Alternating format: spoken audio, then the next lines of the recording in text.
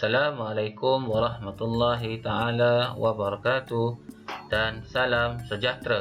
InsyaAllah pada hari ini kita akan belajar tentang adab menziarahi orang tua. Pertama kita kenal pasti dulu apakah pengertian orang tua. Apakah itu orang tua? Orang tua, orang yang lebih tua dari kita. Contohnya macam abang, kakak, ataupun abang dan kakak kamu di sekolah dan sebagainya. Yang kedua, orang yang seusia dengan ibu bapa kita. Orang-orang yang seusia dengan ibu bapa kita, contohnya macam kawan-kawan ayah kamu, mak kamu, pak cik dan juga mak cik kamu. Itu adalah orang yang tua. Kemudian yang ketiga, orang yang lebih tua daripada ibu bapa kita. Contohnya macam datuk dan nenek kita. Baik, ini adalah pengertian orang tua. Baiklah, mari kita sama-sama tengok dialog ini. Assalamualaikum, atuk nenek. Selamat hari raya. Maaf zahir dan batin. Wah, dah besar cucu atuk ini. Semoga menjadi cucu yang soleh. Jadi, ini adalah salah satu contoh bagaimana kita beradab dengan orang yang lebih tua daripada kita. Ya, kalau kita tengok dalam gambar, cucunya memberi salam kepada atuk dan nenek, tanda sebagai menghormati mereka.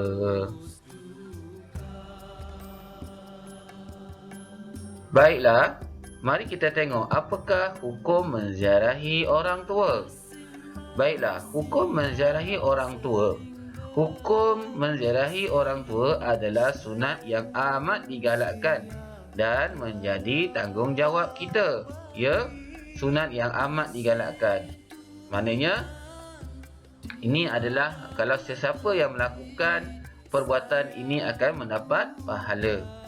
Baik, kita tengok apa sabda Nabi Muhammad SAW dalam menghormati orang tua. Okey.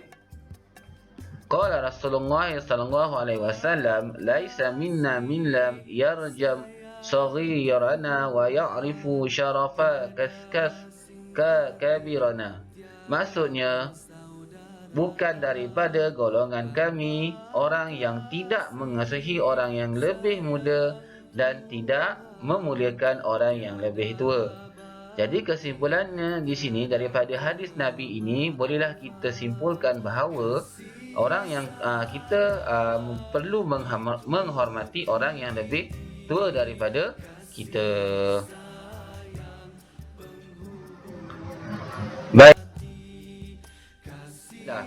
Mari kita tengok apakah panggilan-panggilan hormat untuk orang yang lebih tua daripada kita. Baik, selalunya kita akan panggil abang ataupun kakak. Untuk orang yang contohnya macam adik-beradik kita ataupun abang dan kakak yang berada di sekolah kita. Kemudian selalunya kita akan panggil pak cik ataupun mak cik untuk orang yang dewasa. Bagi orang yang lagi tua, kita akan panggil datuk dan juga nenek. Ini adalah panggilan-panggilan hormat yang kita perlu panggil untuk orang yang lebih tua daripada kita. Jangan kamu panggil mereka dengan panggilan hoi ataupun memanggil mereka dengan hanya memanggil nama sahaja.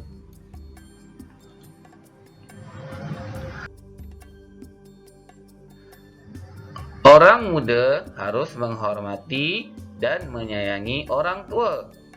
Beri kasih sayang dan perhatian yang sewajarnya kepada mereka. Lebih-lebih lagi yang tidak mempunyai anak dan keluarga. Jadi kita haruslah menghormati dan juga menyayangi orang tua. Dan juga kita hendaklah memberi perhatian yang sewajarnya, terutamanya kepada orang-orang yang tidak mempunyai anak dan keluarga, orang yang jauh daripada keluarga ataupun mungkin mereka anak-anak mereka tidak berada di sampingnya ketika ini. Jadi kita perlu menyayangi dan menghormati mereka. Baiklah. Mari kita tengok apakah adab-adab menziarahi orang tua. Yang pertama sekali, memberi salam. Ucapkanlah salam kepada mereka. Assalamualaikum, makcik, pakcik, datuk, nenek, sebagai tanda kita menghormati mereka. Yang kedua adalah bersalaman dan mencium tangan. Tetapi di musim pandemik ini, kita tidak digalakkan untuk bersalaman dan mencium tangan. Cukuplah sekadar kita meletakkan tangan di dada sebagai tanda kita menghormati mereka. Yang ketiga, membawa buah tangan. Sekali bila kita ziarah, kita digalakkan untuk membawa buah tangan. Contohnya seperti buah-buahan, makanan, biskut, roti dan sebagainya, sebagai tanda kita menghargai dan menghormati mereka. Yang keempat, tundukkan badan apabila lalu di hadapan orang tua. Kita digalakkan untuk menundukkan badan secara membongkok sebagai tanda kita menghormati mereka. Yang seterusnya, memanggil dengan panggilan hormat. Seperti yang Ustaz dah terangkan tadi, kita mestilah memanggil mereka dengan panggilan hormat. Tidak boleh memanggil mereka dengan panggilan hoi ataupun hanya dengan memanggil nama mereka sahaja. Yang seterusnya, menjaga tingkah laku di hadapan mereka. Jangan membuat bising ataupun membuli mereka dan sebagainya. Yang seterusnya, tidak menyusahkan orang tua. Tak menyusahkan orang tua maksudnya kamu tidak menyusahkan mereka dengan memberikan mereka kerja-kerja ataupun menyuruh mereka melakukan sesuatu tanpa kemampuan mereka. Baik, seterusnya, tidak memotong percakapan orang tua. Ataupun dalam erti kata lain di sini, kamu tidak menyampuk percakapan orang tua. Beri mereka bercakap terlebih dahulu. Jika mereka meminta kamu bercakap, barulah kamu bercakap. Tetapi sekiranya tidak diminta, kamu hanya perlu diam dan dengar apa yang mereka cakap. Jangan sesekali cuba menyampuk percakapan mereka. Seterusnya, ikhlas memberi dan tidak mengharapkan balasan. Sekiranya orang-orang tua tersebut meminta kamu membantu mereka ataupun menolong mereka, maka kamu hendaklah membantu dengan ikhlas dan tidak mengharapkan balasan.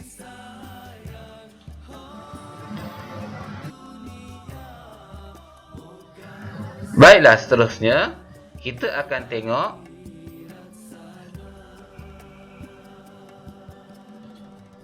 apakah faedah-faedah yang kita akan dapat sekiranya kita beradab dengan orang tua. Baik, kita tengok yang pertama. Melahirkan masyarakat yang harmoni. Sekiranya kita beradab dengan orang yang lebih tua, kita akan melahirkan masyarakat yang dapat hidup dalam rukun, aman dan damai serta harmoni. Seterusnya, menggembirakan hati mereka. Sudah tentulah kalau kita menghormati mereka, mereka akan rasa gembira dan bahagia. Seterusnya, dipandang mulia oleh masyarakat. Orang-orang di sekeliling kita akan memandang mulia kepada kita sebagai orang yang sangat menghormati orang tua, dan mereka akan lebih menyayangi diri kita. Seterusnya, mendapat pahala melihat wajah kedua-dua orang tua, yakni ibu bapa kita.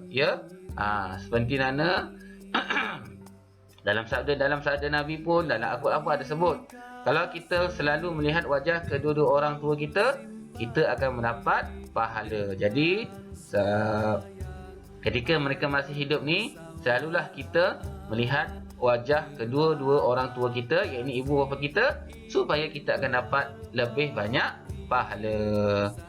Dan akhir sekali, ada lagi, meringankan beban mereka. Meringankan beban mereka maksudnya kita membantu mereka sekiranya mereka memerlukan pertolongan, ataupun kita membantu mereka secara sukarela walaupun mereka tidak memerlukan pertolongan kita. Menghilangkan sifat sombong, dengan menghormati orang tua, menziarahi orang tua, kita dapat menghilangkan sifat sombong kita. Kita dapat merendahkan diri kita, kita tak sombong, kita tak bongkak, kita tak bangga dan sebagainya. Okey.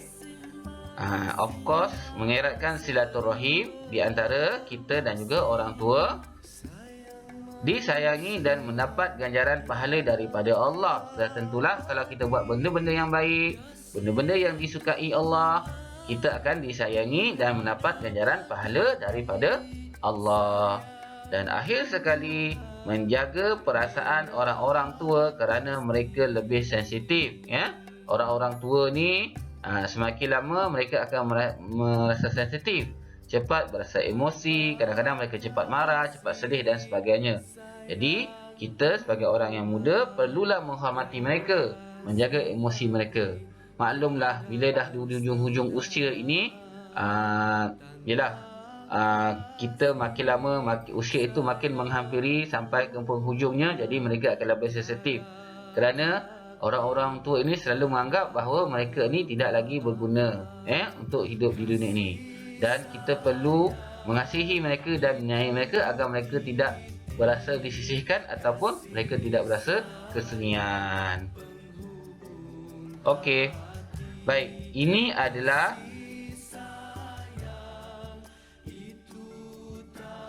akibat, akibat tidak beradab ketika menziarahi orang tua. Yang pertama sekali, tidak disukai oleh orang lain dan dipulaukan. Orang tidak akan suka akan kita kalau kita bersikap biadab, kurang ajar dan tidak menghormati orang tua. Orang tua akan merasa sedih dan kesunyian. Macam Ustaz kata tadilah, mereka ini beremosi dan sensitif. Jadi kalau kamu tidak menghormati mereka, orang tua akan merasa sedih dan kesunyian. Baik, yang seterusnya, mengguris perasaan mereka. Bila mereka rasa sedih dan merasa kesunyian, akan mengguris perasaan mereka dan mereka akan lebih beremosi dan sensitif. Dan of course lah akan dibenci oleh Allah kerana kita melakukan perkara-perkara yang tidak disukai olehnya. Okey, kamu boleh tengok dalam buku teks muka surat 43 dan kamu boleh berpantun di sini. Baik, Ustaz bacakan pantunnya. Naik sampan ke Kuala Linggi, di Lubuk Cina membeli topi. Orang tua kita hormati, orang muda kita kasihi. Okey. Seterusnya, menyanyi-nyanyi orang di sana datang berkunjung di hari raya. Orang tua nasihatnya berguna sebagai panduan hidup sejahtera. Okey. Waktu pagi menyiram bunga. Bunga disiram si anak dara. Jangan melawan kata-katanya. Kita kata nista dihindari segera. Pergi ke kedai membawa raga. Raga diisi asam jawa. Ziarahi orang yang lebih tua, moga hidup diredai hendaknya. Ustaz harapkan apa yang Ustaz terangkan kamu boleh faham dan kamu cuba hayati dan kamu cuba ikuti segala apa yang kita telah pelajari pada hari ini. Baiklah, sampai di sini saja dahulu kita bertemu lagi dalam sesi PDPR yang akan datang. Oleh itu, sekian, wabillahi taufiq wal hidayah.